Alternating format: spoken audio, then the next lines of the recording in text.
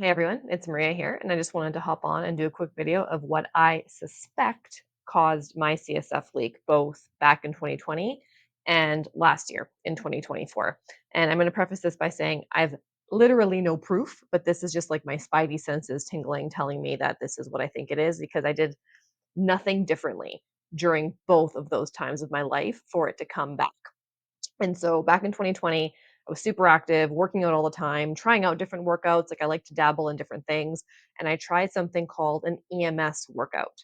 And that's electrical muscle stimulation or something like that.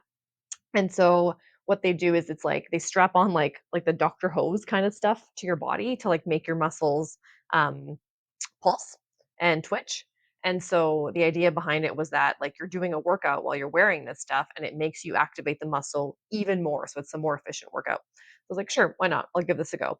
I did it once, thought it was kind of fun and cool. So I went back and did it again.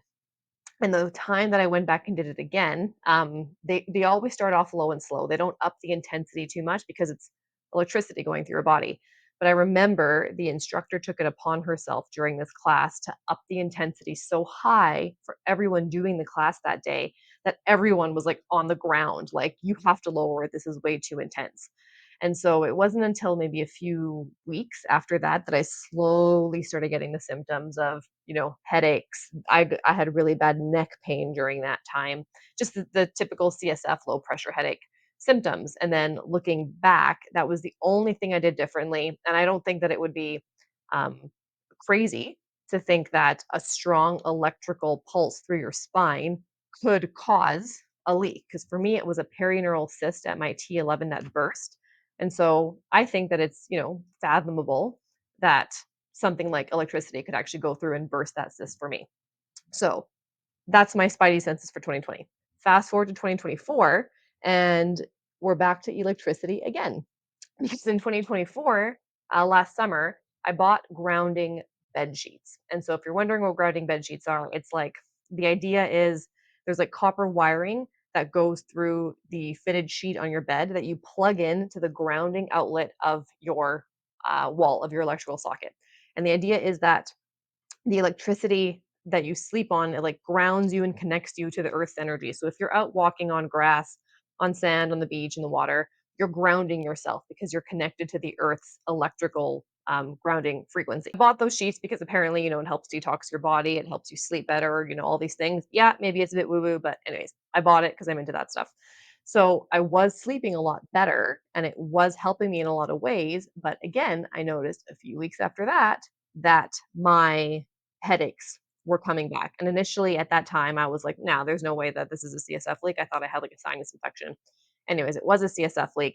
And the thing with grounding bed sheets that you have to be really careful about is you are really relying on the electrical installation to not be faulty because grounding bed sheets can be a little risky if the building, your home, wherever you live, if there's faulty electrical, right? So it can shock you.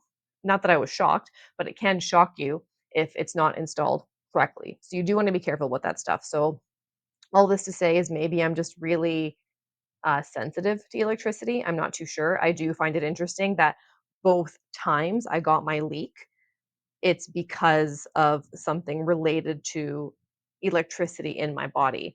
And I'll also mention that my leak both times is in the same spot. I don't have Ehlers-Danlos. I don't have like a tissue connectivity problem.